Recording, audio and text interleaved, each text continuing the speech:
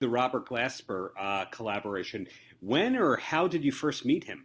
We actually met him at we met him in person at the Ground Up Festival, which is actually happening this weekend. I think the first time we met him was a couple of years ago. And, you know, he was really on our bucket list of collaborators really ever since Giacomo and I started Nu Deco.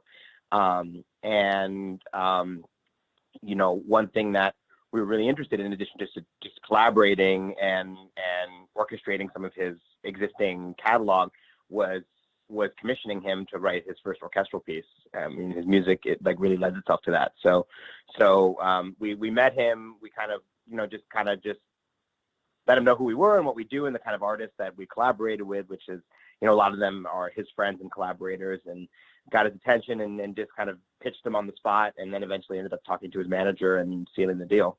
And a lot of people call you guys the chamber orchestra for the 21st century. I think that came out of first a New York Times article.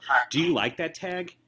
We do. I mean, we call ourselves an orchestra for the 21st century. We're a 21st century orchestra, or like sometimes we'll say the orchestra of the future, or just, you know, just a way that just shows that we're reimagining what the orchestra can be for the century.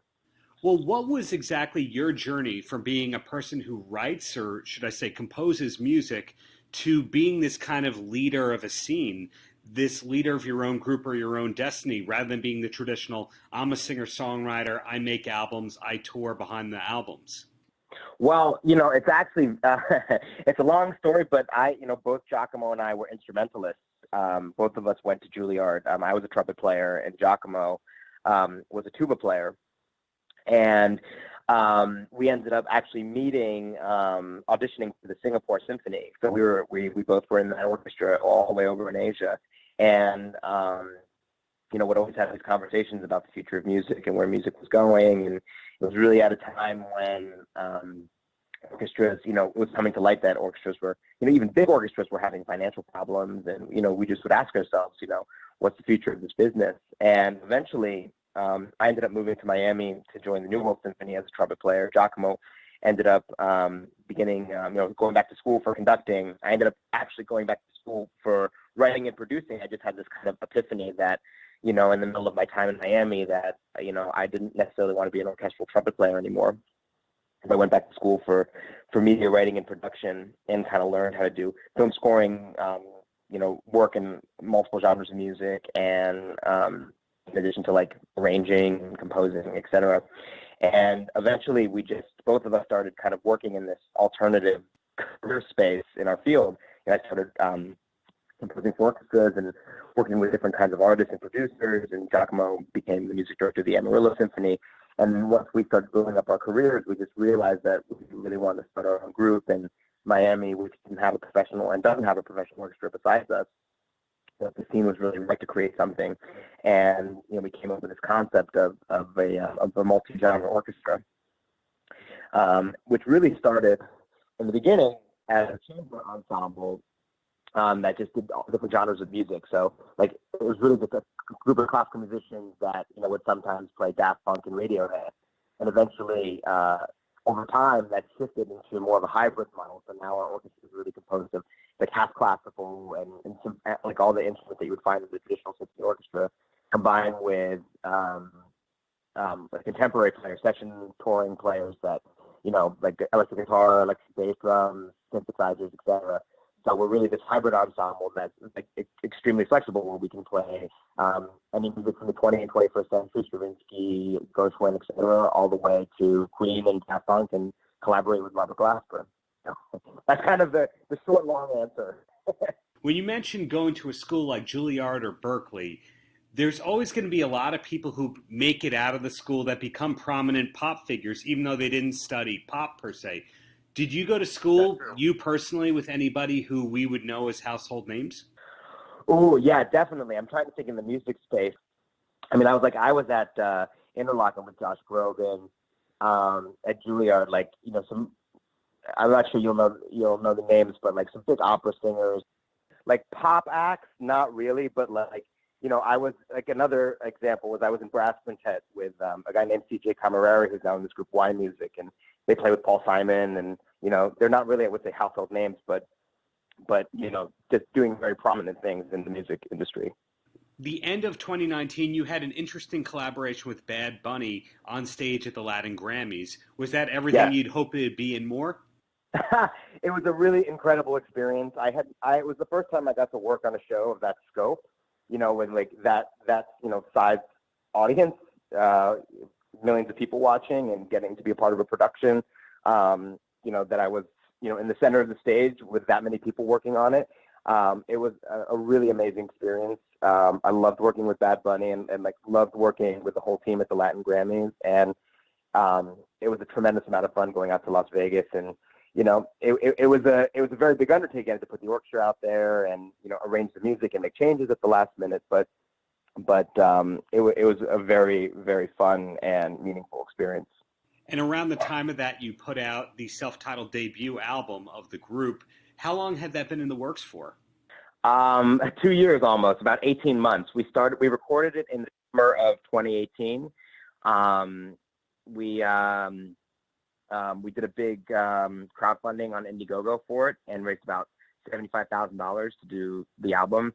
We recorded it at the legendary Hit Factory in Miami, where songs like Hotel California and have been recorded. A very, very legendary space. It's called the Hit Factory at Criteria Studios. We recorded very old school style with everybody in the same room, as opposed to multi-tracking it like a lot of albums are done. Like even our guest artists we built like a little isolation booth within the same room. The only thing that we actually isolated was drums.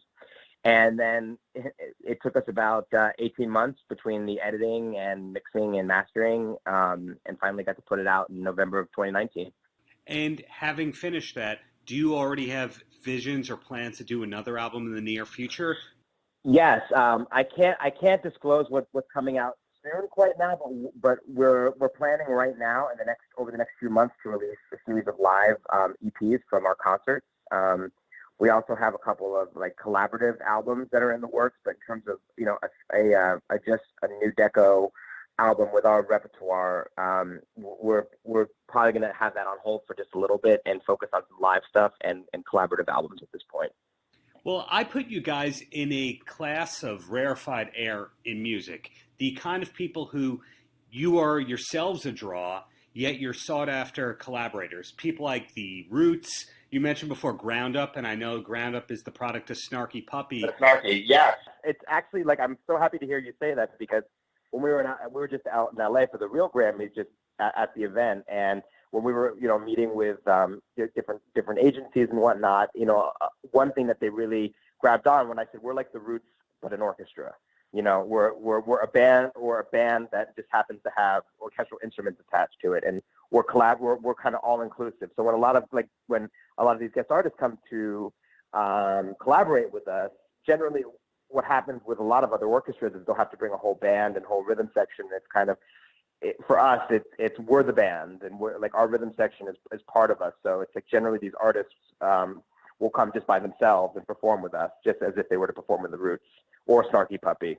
Sure. So the Roots kind of broke all the rules about a decade ago when they became the house band on a talk show. I don't think anyone was ever thinking that could happen. Long term, you mentioned having a couple of albums in the works, which we'll find out about in the near future. And of course, you did this Latin Grammy segment, and in general, your top tier collaborators. But where would you like to be in the long term? Well, I think it's two parts. We definitely want to make Miami a destination. So we look at what we do here as, being part of the circuit that artists would do, like a Saturday Night Live or a Tiny Desk concert. That Miami is something they come down to collaborate with Nu Deco, and they come down and we orchestrate their music, which is my job. So they can perform with us, and we film it just as if you would see like on a Tiny Desk or a Snarky Puppy family dinner. And Miami is the destination because we're very much about growing the culture of the city and the musical ecosystem of Miami. It's very important to us with that we're of Miami and for Miami and representing Miami. But at the same time, we also want to be doing what we do nationally and be a national brand, and be on the road internationally as well, making recordings and different content pieces for collaborators and for new music as well, and living composers. So it's this two-part goal that we're going for to really help make Miami continue to help make Miami a cultural destination, but at the same time, be representing Miami on the world stage. When I look at your credits, obviously the artists are just couldn't be more diverse. Have you guys, Yeah. as Miami people, ever run into Iggy Pop? Because word is that he's a Miami guy, and most people don't expect that one. We do. He hasn't been. I don't think he's been to one of our shows, but we've definitely seen him around Miami. We have, some friends in common with him, but we've never collaborated with him before. Well, given the fact that he's done some French language albums and different collaborations, hopefully we'll see that one in the future. But ultimately, why not? Altogether, it sounds like when you're not doing music, you're still doing music. But is there life for you outside of music? I do have a 2-year-old named Jacob and a wife named Yao. But music is really my life. I mean, I love basketball, but generally speaking, my role with Nu Deco is not just creating about 70% of the content, but also running the organization as CEO. So, and it's grown into quite a large organization with a sizable board and staff, and so, I kind of eat, sleep, and breathe Nu Deco at this point, and my other work. But I do like to have fun. I am going to Ground Up this weekend. Cool. And I do see a 973 area code. Are you originally from Jersey? I am. I'm from Morristown, New Jersey. It's where I grew up. What is it in the first place that made you leave New Jersey? Well, as I was growing up in New Jersey, my grandparents lived in New York City, and I was in the city pretty much every week. I went to Manhattan School of Music prep program on the weekends, and so New York was really always in my blood. So Juilliard was a very natural fit. And when I finished my undergrad, I ended up moving to London for a year to study at the Royal Academy of Music for a year. So that was just the studious path at that point, and then ended up auditioning for the Singapore Symphony. They were doing international audition tours in London, and ended up there. Giacomo auditioned for them in America, and then we ended up meeting in the Far East. So the rest is kind of history at this point. I was expecting to hear that you just couldn't do another Northeast winter. When I was a kid, I always said, I don't know how I could ever not have the seasons, but then once you live in warm climate, that goes out the window. Since you've given me so much to work with here, in closing, Sam, any last words for the kids?